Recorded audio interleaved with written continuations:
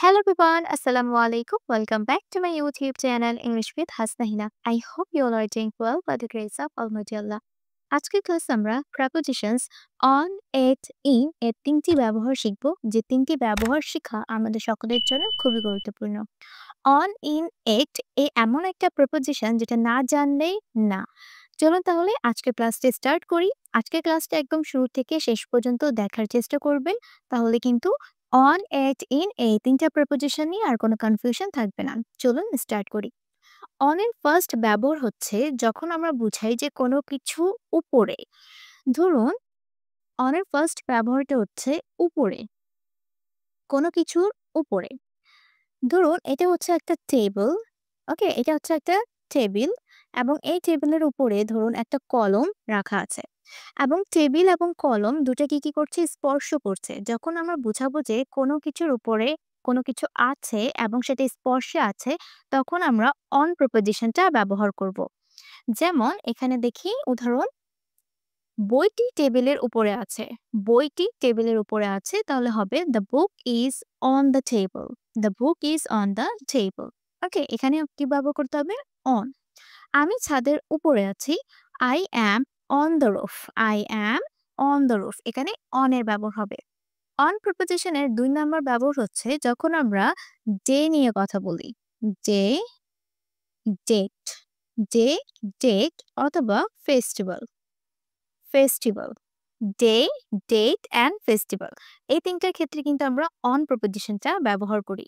যেমন আমি সোমবার আসব। এই সোমবার হচ্ছে কি একটা ডে, দিনের নাম। তখন আমাদের বলতে হবে I will come on Monday. I will come on Monday. আমার জন্মদিন ২১শে ফেব্রুয়ারিতে। এখানে ২১শে এটা হচ্ছে একটা ডেট। তখন বলতে হবে my birthday is on the 21st of February. My birthday is on. যেহেতু এখানে আমরা ডেট নিয়ে কথা বলছি, একটা নির্দিষ্ট তারিখ নিয়ে কথা বলছি, তখন আমাদেরকে এখানে অন প্রিপোজিশনটা ব্যবহার করতে হবে। সে আমাকে ঈদের দিন উপহার দিয়েছিল। He gave me a gift on Eid day. On Eid, এখানে অন ঈদ বলতে হবে, কারণ ঈদ হচ্ছে একটা ফেস্টিভ্যাল। কোনো ফেস্টিভ্যালের আগে আমরা অন প্রিপোজিশনটা ব্যবহার করব। অন প্রিপোজিশনের আরেকটা ব্যবহার হচ্ছে যখন আমরা বুঝাই যে কোনো কাজ বর্তমানে চলতে থাকে। কোনো কাজ চলতে থাকে, ওকে, চলতে থাকে, তখন কিন্তু আমরা অন প্রিপোজিশনটা ব্যবহার করি। যেমন ডাক্তার এখন ডিউটিতে আছে। তাহলে ডাক্তার বর্তমানে কিসে আছে? ডিউটিতে আছে, সে ডিউটিতে নিজের কাজ করছে। তখন আমাদের বলতে হবে the doctor is on duty now. Is on duty, এখানে কি হবে? অন প্রিপোজিশনটা ব্যবহার করতে হবে। The doctor is on duty now. তারপর সে এখন ফোনে কথা বলছে, তখন হবে she is on the phone now. On the phone, সে এখন কি করছে? ফোনে কথা বলছে, তাই এই কাজটা চলমান আছে। তখন আমাদেরকে অন প্রিপোজিশনটা ব্যবহার করতে হবে।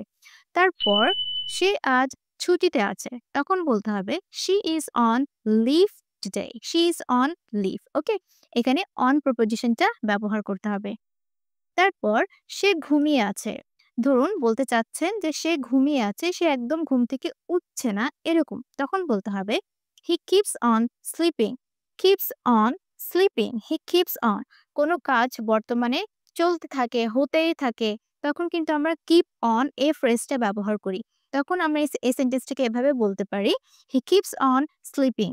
এবং অন হচ্ছে একটা প্রিপোজিশন। অন এর পর যদি আমরা কোনো ভার্ব ব্যবহার করি, তারপর অবশ্যই আমাদেরকে ভার্বের আইএনজি ফর্মটা ব্যবহার করতে হয়। He keeps on sleeping. সে কথা বলতেই থাকে, তখন বলতে হবে she keeps on talking. She keeps on talking, সে কথা বলতেই থাকে। এবার দেখবো আমরা ইন। ইন আমরা কখন কখন ব্যবহার করি? ইন সাধারণত আমরা যখন বুঝাই যে কোনো কিছু ভিতরে আছে, ভিতরে বোঝানোর অবস্থায় আমরা কি করি? ইন প্রিপোজিশনটা ব্যবহার করি। যেমন আমি রুমের ভিতরে আছি, তাহলে বলতে হবে I am in the room. I am in the room, আমি রুমের ভেতরে আছি। বইগুলো ব্যাগের ভিতরে আছে। বইগুলো, তখন বলতে হবে the books are in the bag. The books are in the bag, কোনো কিছুর ভেতরে আছে, তখন আমরা ইন প্রিপোজিশনটা ব্যবহার করব। তারা গাড়ির ভেতরে আছে, তখন বলতে হবে they are in the car. They are in the car. In প্রিপোজিশনের আরেকটা ব্যবহার হচ্ছে যখন আমরা মান্থ নিয়ে কথা বলি। মান্থ মানে হচ্ছে মাস, যখন আমরা মাস নিয়ে কথা বলি অথবা ইয়ার বা বছর। মাস এবং বছরের ক্ষেত্রে আমরা ইন প্রিপোজিশনটা ব্যবহার করি। যেমন আমি মে মাসে জন্মেছি। I was born in May. মে হচ্ছে একটা মাসের নাম, তাহলে কোনো মাসের নামের আগে আমরা ইন প্রিপোজিশন ব্যবহার করব। কিন্তু এখানে যদি আমরা নির্দিষ্ট করে কোনো তারিখ বলে দিতাম, যেমন আমি ২ মেতে জন্মগ্রহণ করেছি, তখন কিন্তু আমাদেরকে অন প্রিপোজিশন ব্যবহার করতে হতো। ওকে, তারপর আমরা ২০১০ সালে ঢাকায় চলে এসেছিলাম। তাহলে we moved to Dhaka in 2010। তাহলে কোনো ইয়ারের ক্ষেত্রে আমরা ইন প্রিপোজিশন ব্যবহার করব। ইনের আরেকটা ব্যবহার হচ্ছে যখন আমরা ইমোশনালি কোনো কিছুর ভিতরে বুঝাই। ইমোশনালি, ওকে? ইমোশনালি যখন আমরা কোনো কিছুর ভিতরে বুঝাই, তখন কিন্তু আমরা ইন প্রিপোজিশন ব্যবহার করি। এই ইন হচ্ছে ফিজিক্যাল, কিন্তু যখন আমরা ইমোশনালি কোনো কিছুর ভিতরে থাকি, তখন কিন্তু আমাদেরকে ইন প্রিপোজিশনটা ব্যবহার করতে হয়। যেমন সে প্রেমে আছে। She is in love. She is in love. আমি হতাশায় আছি। এই হতাশা কি ইমোশনালি কানেক্টেড আছে, যেটা দেখা যায় না। তখন আমাদের বলতে হবে I am in depression. I am in depression. আমি হতাশায় আছি। এট প্রিপোজিশনের প্রথম ব্যবহারটা হচ্ছে যখন আমরা এক্সাক্ট কোনো লোকেশন নিয়ে কথা বলি। এক্সাক্ট কোনো একটা লোকেশন, তখন কিন্তু আমরা এট প্রিপোজিশনটা ব্যবহার করি। যেমন আমি বাস স্টপে আছি। আমি বাস স্টপে, বাস স্টপ একটা হচ্ছে নির্দিষ্ট জায়গা। তখন আমাদের বলতে হবে I am at the bus stop. I am at the bus stop. সে বাড়িতে আছে। She is at home. আমরা লোকেশনের ক্ষেত্রে কিন্তু কোন প্রিপোজিশন ব্যবহার করতে হবে অনেকেই ভুল করি। চলুন তাহলে একদম সহজ ভাষায় আপনাদের বুঝাই। ধরুন এই পুরাটা হচ্ছে একটা ঢাকা সিটি। ওকে? এই পুরোটা হচ্ছে ঢাকা। এই পুরোটা ঢাকার জন্য আমরা কি করব? ইন প্রিপোজিশনটা ব্যবহার করব। ওকে? এই পুরোটা হচ্ছে ঢাকা এবং এই ঢাকার জন্য আমরা ইন প্রিপোজিশন ব্যবহার করব, কারণ ঢাকা একটা বড় জায়গা। তখন কিন্তু ইন প্রিপোজিশন হবে। আমি ঢাকায় থাকি। I live in Dhaka. ওকে? এখন ধরুন ঢাকায় তো অনেকগুলো রোড আছে। তাহলে এখানে একটা রোড, এখানে একটা রোড। এখন আমরা রোডের ক্ষেত্রে সবসময় কি করব? অন প্রিপোজিশনটা ব্যবহার করব। রোডের জন্য কি হয়? অন প্রিপোজিশন হয়। ওকে? এবং অনেকগুলো ধরুন এই ঢাকা সিটিতে অনেকগুলো বিল্ডিং আছে। হ্যাঁ? এগুলো সবগুলো হচ্ছে বিল্ডিং, গাছ সবকিছু আছে এবং এখানে ধরুন একটা বাস স্টপ। এটা হচ্ছে বাস স্টপ, এটা হচ্ছে হসপিটাল, এটা হচ্ছে বিল্ডিং। অনেক কিছু এরকম থাকতে পারে। তাই না? এখন আমরা নির্দিষ্ট করে যখন বুঝাবো যে আমি এই বাস স্টপে আছি অথবা আমি এই বিল্ডিং এ আছি, তখন কিন্তু আমাদেরকে কি করতে হবে?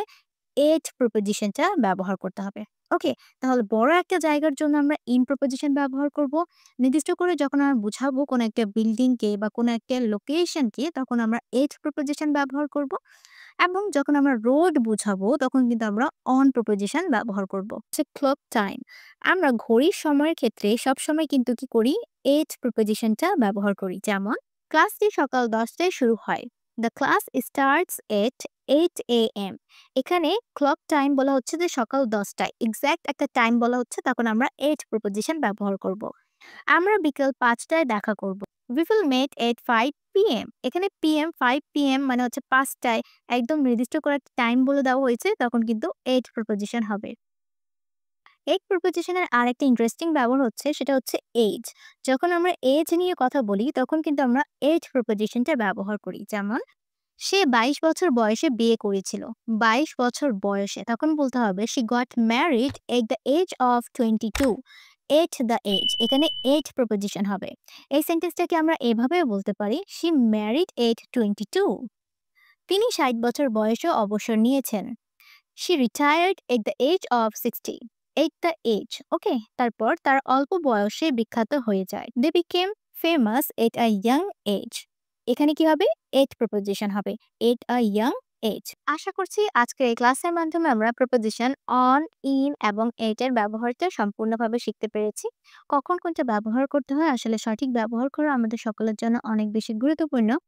ভিডিওটি কেমন লেগেছে অবশ্যই আমাকে কমেন্ট করে জানাবেন এবং এইগুলো সেন্টেন্সের ইংলিশ কি হবে সেটা অবশ্যই কমেন্ট করে জানাবেন। সবাই ভালো থাকবেন। আসসালামু আলাইকুম।